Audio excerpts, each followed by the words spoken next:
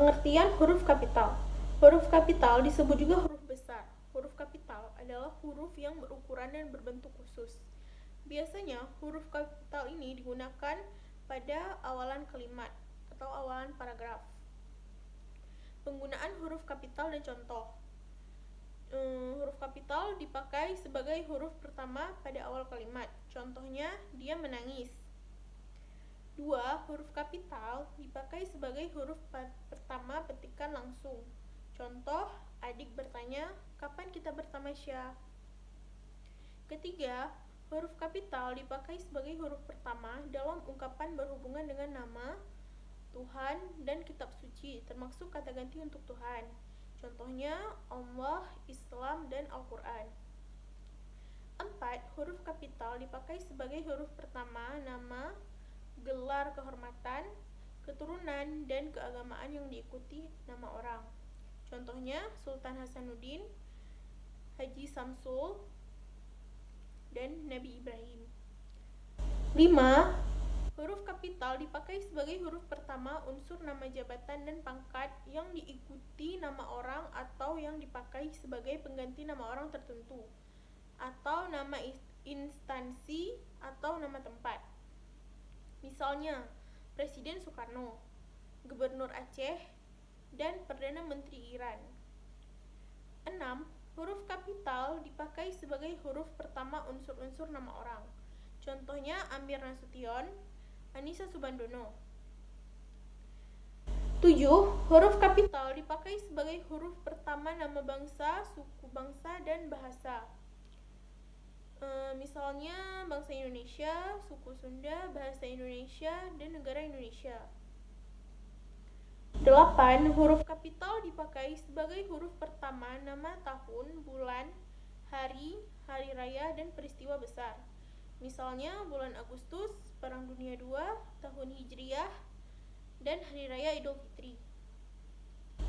Yang kesembilan, huruf kapital dipakai sebagai huruf pertama nama geografi. Misalnya Asia Tenggara, Sungai Lusi, Lembah Baliem, dan Bukit Barisan. 10. Huruf kapital dipakai sebagai huruf pertama semua unsur nama negara, lembaga pemerintah, dan ketatanegaraan, dan nama dokumen resmi, kecuali kata dan.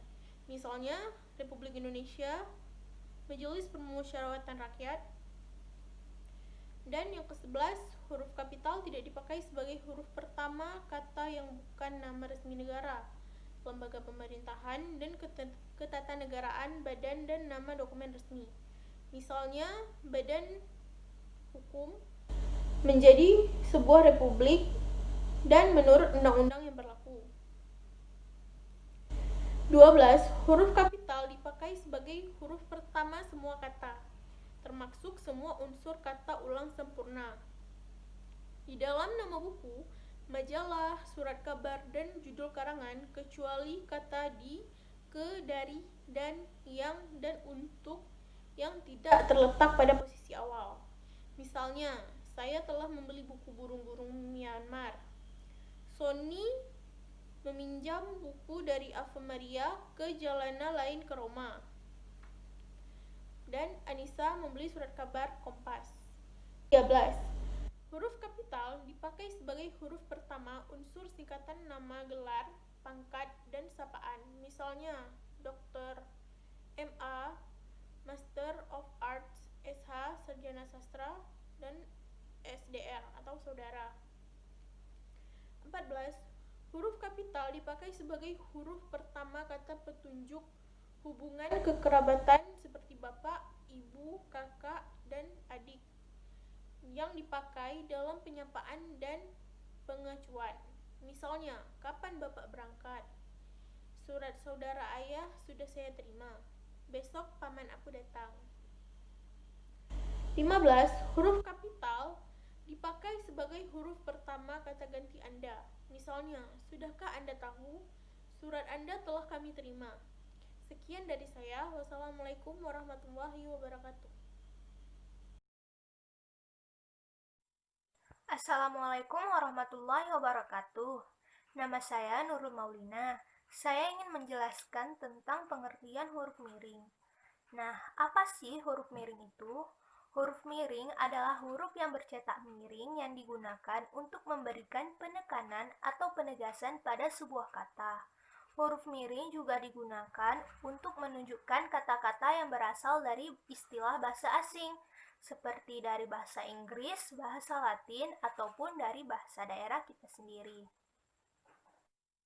Nah, bagaimanakah penggunaan huruf miring tersebut? Pertama, huruf miring digunakan ketika menuliskan judul buku, nama majalah, ataupun nama surat kabar. Seperti contoh di bawah ini. Mira ingin membeli buku Kisah untuk Gary karya Eriska Febriani, di mana judul buku Kisah untuk Gary dituliskan menggunakan huruf miring. Nah, 2. Huruf miring digunakan untuk mempertegas atau mengkhususkan huruf, kata, bagian kata, ataupun kelompok kata dalam kalimat. Contohnya ada di bawah ini. Huruf ketiga pada kata sepeda adalah P, di mana kata sepeda dan P menggunakan huruf miring. Kemudian, Cea tidak ingin mendengar tetapi ingin didengar, di mana kata men dan kata di adalah suku kata yang dipertegas, sehingga menggunakan huruf miring. Nah, yang ketiga, huruf miring digunakan untuk menuliskan kata ataupun ungkapan istilah dalam bahasa daerah ataupun bahasa asing. Contohnya, nama ilmiah buah manggis adalah Garcinia mangostana, di mana Garcinia mangostana merupakan bahasa Latin yang kemudian menggunakan huruf miring. 2. Festival Boryeongmut adalah festival lumpur yang berasal dari Korea, di mana Boryeongmut merupakan kata yang berasal dari bahasa Korea. Oleh karena itu, menuliskannya harus menggunakan huruf miring. Assalamualaikum warahmatullahi wabarakatuh.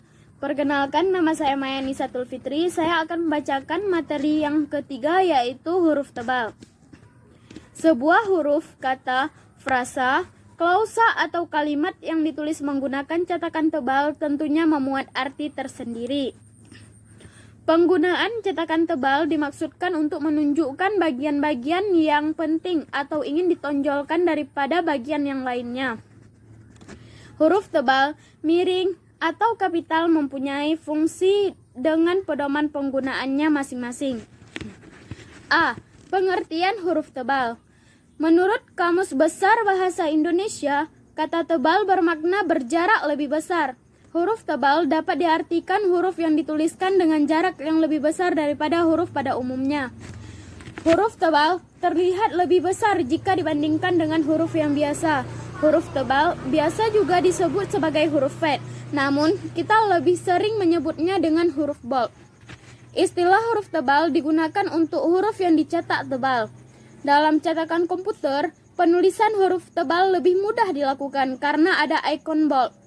Akan tetapi, dalam ketikan manual atau tulisan tangan, huruf tebal ditandai dengan garis bawah ganda pada kalimat yang dimaksud. B. Penggunaan huruf tebal sesuai EYD. Dalam bahasa Indonesia, tata cara penulisan juga sangat diperhatikan. Tata cara penulisan sangat penting karena makna yang akan ditimbulkan akan berbeda jika menggunakan tata cara penulisan yang salah. Oleh karena itu, pemerintah, khususnya Kementerian Pendidikan, menyusun pedoman tentang tata tulis dalam bahasa Indonesia. Tata tulis ini ditujukan agar adanya keseragaman dalam penulisan. Yang bahasan ini tentunya tentang penggunaan huruf tebal. Pada mulanya, penggunaan huruf tebal diatur sesuai Peraturan Menteri Pendidikan Republik Indonesia Nomor 46 Tahun 2009 tentang Pedoman Umum Ejaan Bahasa Indonesia yang disempurnakan. Akan tetapi, belum lama ini telah disusun pedoman ejaan yang telah diperbaharui. Pedoman tersebut tertuang dalam Peraturan Menteri Pendidikan Republik Indonesia Nomor 50 Tahun 2015 tentang Pedoman Umum Ejaan Bahasa Indonesia. Secara ringkas namun lengkap, beberapa pedoman dalam penulisan huruf tebal adalah 1. Huruf tebal dalam laporan atau karya ilmiah. Penggunaan huruf tebal dalam laporan atau karya ilmiah digunakan untuk menuliskan judul buku, bab, bagian bab, daftar isi, daftar tabel, daftar lambang atau simbol, daftar pustaka, indeks, dan lampiran. Contohnya, pada penulisan daftar isi, kemudian pada penulisan judul laporan, misalnya habis gelap terbitlah terang, kemudian pada penulisan bab, yaitu bab 1 pendahuluan, kemudian pada penulisan bagian bab, yaitu 1.1 latar belakang masalah, kemudian tujuan, dan sebagainya. 2. Huruf tebal dalam cetakan kamus. Huruf tebal dalam cetakan kamus dipakai untuk menuliskan lema dan sublema, serta untuk menuliskan lambang bilangan yang menyatakan polisemi. Polisemi adalah suatu kata yang bermakna lebih dari satu. Contohnya dalam Kamus Bahasa Indonesia, pada kata memakai digunakan huruf tebal. Kemudian pada penulisan nomor yang menunjukkan polisemi tersebut. 3. Huruf tebal pada kata yang ditulis miring. Pada kata yang ditulis miring, huruf tebal dapat digunakan. Contohnya, suku kata logi pada kata psikologi menunjukkan suatu ilmuwan yang dipelajari. Dalam hal ini berhubungan dengan perilaku kejiwaan manusia. Catatan, huruf tebal tidak digunakan dalam cetakan untuk menegaskan atau mengkhususkan huruf, bagian kata, atau kelompok kata untuk keperluan tertentu. Sebaliknya, di sini kita menggunakan huruf miring. Assalamualaikum warahmatullahi wabarakatuh. Perkenalkan, nama saya Meli Puspa Aziz. Saya di sini akan menjelaskan tentang tanda baca. Tanda baca merupakan suatu simbol yang tidak berhubungan dengan fenomena atau kata pada suatu bahasa, melainkan berperan untuk menunjukkan struktur dan organisasi pada suatu tulisan, dan juga intonasi serta jeda yang dapat diamati pada saat pembacaan. Jenis-jenis tanda baca. Di sini saya akan menjelaskan jenis-jenis tanda baca ada 15 tanda baca. Yang pertama yaitu tanda titik. Pasti kalian tidak heran dengan tanda titik. Tanda titik dapat digunakan pada akhir kalimat pernyataan dan juga dapat digunakan untuk memisahkan angka jam, menit, dan detik. 2. Tanda koma. Tanda koma dapat dipakai di antara unsur-unsur pada suatu pemerincian atau pembilangan. Tanda koma dapat dipakai juga sebelum kata penghubung, contohnya seperti tetapi, melainkan, sedangkan, dalam kalimat majemuk atau kalimat setara. Tanda titik koma. Tanda titik koma dapat dipakai di akhir pemerincian berupa klausa. 4. Tanda titik dua. Tanda titik dua dapat dipakai pada suatu pernyataan diikuti pemerincian atau penjelasan. Dan juga tanda titik dua dapat dipakai dalam naskah drama sesudah kata yang menunjukkan pelaku dalam percakapan. 5. Tanda penghubung. Tanda hubung dapat dipakai untuk menyambung unsur-unsur kata ulang. Tanda hubung dipakai juga untuk menyambung tanggal, bulan, dan tanggal. 6. Tanda pisah. Tanda pisah dapat dipakai di antara dua bilangan, tanggal, atau tempat. Tanda pisah juga dapat dipakai untuk menegaskan adanya keterangan posisi atau keterangan yang lain. 7. Tanda tanya. Tanda tanya dapat dipakai pada akhir kalimat tanya. Tanda tanya juga dapat dipakai di dalam tanda kurung untuk menyatakan bagian kalimat yang disangsikan atau yang kurang dapat dibuktikan kebenarannya. 8. Tanda seru. Tanda seru dipakai untuk mengakhiri ungkapan atau pernyataan yang berupa seruan atau perintah. Baik, sekian dari penjelasan dari saya. Mohon maaf apabila ada kekurangan. Wassalamualaikum warahmatullahi wabarakatuh. Assalamualaikum warahmatullahi wabarakatuh. Perkenalkan, nama saya Erlina, saya dari Prodi Sendra Tasik. Untuk melanjutkan dari nomor 8 ke nomor 9. Tanda elepis. Tanda elepis dipakai dalam kalimat yang terputus-putus. Misalnya, untuk menuliskan naskah drama, contoh, Kalau begitu, marilah kita bergerak. 10. Tanda petik. Tanda petik dipakai untuk mengepit petikan langsung yang berasal dari pembicaraan naskah atau bahan tertulis lain. Contoh, mereka atau mati. Seru bilang Tom dalam pidatonya. 11. Tanda petik tunggal. Tanda petik tunggal dipakai untuk mengepit petikan yang terdapat dalam perikan lain. Contoh, tanya dia, ku dengar bunyi-bunyi kring kring kring tadi. 12. Tanda kurang. Tanda kurang dipakai untuk mengepit tambahan keterangan atau penjelasan. Contoh, dia memperpanjang surat izin mengemudi dalam kurung SIM. 13. Tanda siku. Tanda siku. Tanda kurang 13. Tanda kurang siku.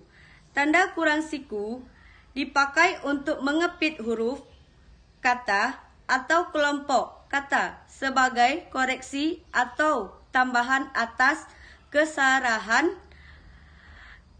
atau kekurangan dalam naskah asli ditulis orang lain. Contoh, sang saputra men dijaga bunyi geremisik.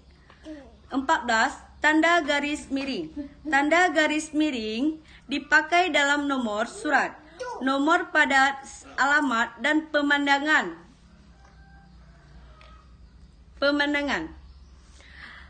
Tanda garis miring. 14. Tanda garis miring. Tanda garis miring dipakai sebagai pengganti kata dan atau serta setiap contoh mahasiswa dan mahasiswi, mahasiswa dan mahasiswi. 15. Tanda penyingkat.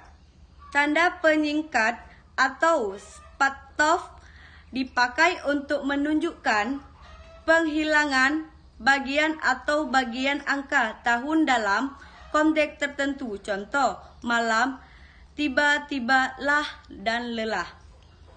Cuma ini yang dapat saya sampaikan, lebih dan kurang saya mohon maaf. Assalamualaikum warahmatullahi wabarakatuh.